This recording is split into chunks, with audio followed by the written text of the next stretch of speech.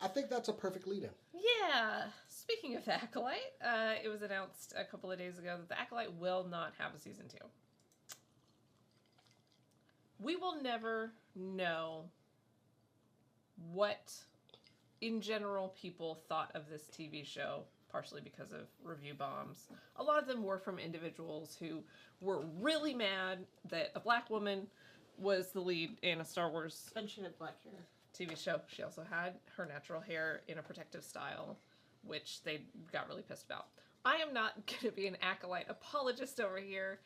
It was rough in a lot of ways. A lot of the plots were awkward. The dialogue was really awkward.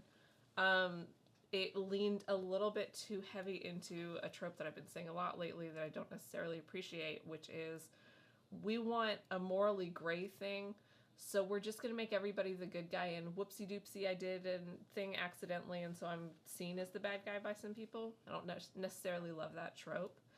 That being said, this was an opportunity to kind of get away from the Skywalker saga.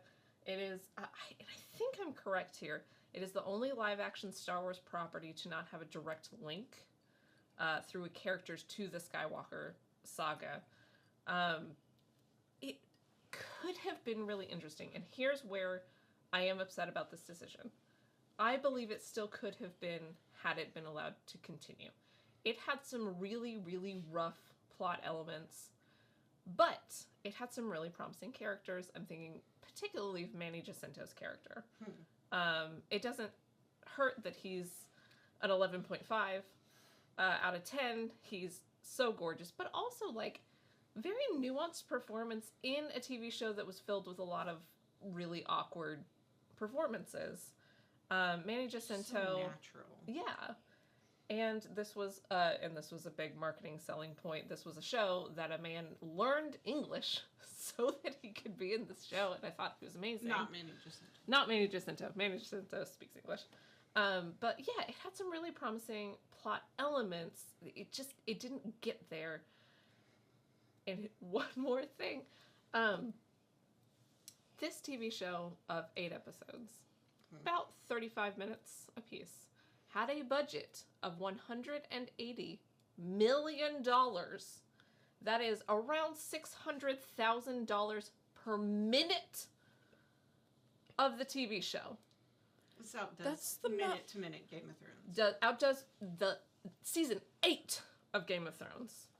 The most expensive. and the most popular show maybe that's ever been on television. This was a more expensive piece of television to make, and I'm like, my guy, lower your budget a little bit. You clearly weren't using it based on your gaffing.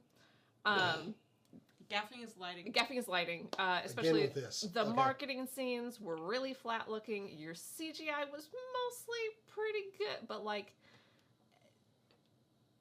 maybe lower your budget a little bit on something that you don't know if it's going to work out. And give your writers more than a gift card to Dave & Buster's to do revisions and more than a week to do them. Yeah, and a week and a half to write your scripts. I'm sorry that there's more on this, Jason. A full half of our show works professionally in video production. So there's going to be some noise.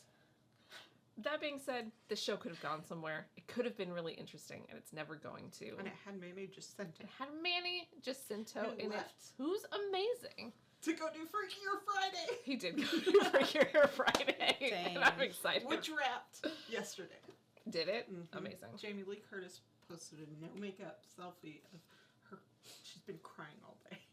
It's just so cute and wholesome. Yeah. Can't wait to see it lower live. your budgets a little bit when you're taking a chance on a TV show. Maybe give it some time.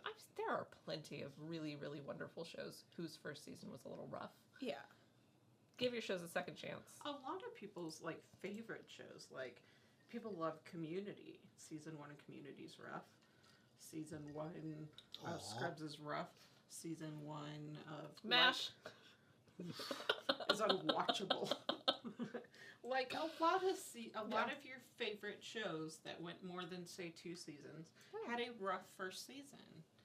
That happens, and most of them had more than 8 episodes. Yeah. Anyway, bummer we're not going to get more from that. There is Andor Season 2, the best Star Wars that's ever come out. Love Andor. New Mandalorian movie. Uh-huh. Also, F you to Disney Plus for pulling all the merchandise for Acolyte. Yeah, that didn't make any sense. Yeah. That is not a classy move. Nope. Why? And then you're going to sue Redbubble or something. I'd probably get some cheap figs. Wait, no, sorry. Do it. I haven't gotten any of the Acolyte figs. Darth Helmet or whatever his name I don't was. want that. I just want Manny Jacinto. I'm gonna Not as hide. a I'm gonna character. hide that figure when it becomes available in this house. So, anyway, How many hidden figures do you have around here? Not Just as the many movie. as NASA. Hey! I knew Made there the was same a joke joke. coming from that.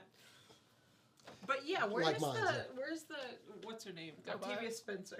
Yeah. Where's she? I want to They take her haven't- home. okay. First off, if they had any figure of Octavia Spencer, I probably would have bought I it. don't by care She now. needs what to be a property superhero it's at Just to some have point. a figure of It Octavia can be Spencer. her in Mama, and I would take it home. Yeah. Oh God. Oh. Yeah. Not her finest moment. No, but no. I thought it was a fun movie. I did too. actually. Okay. Moving on.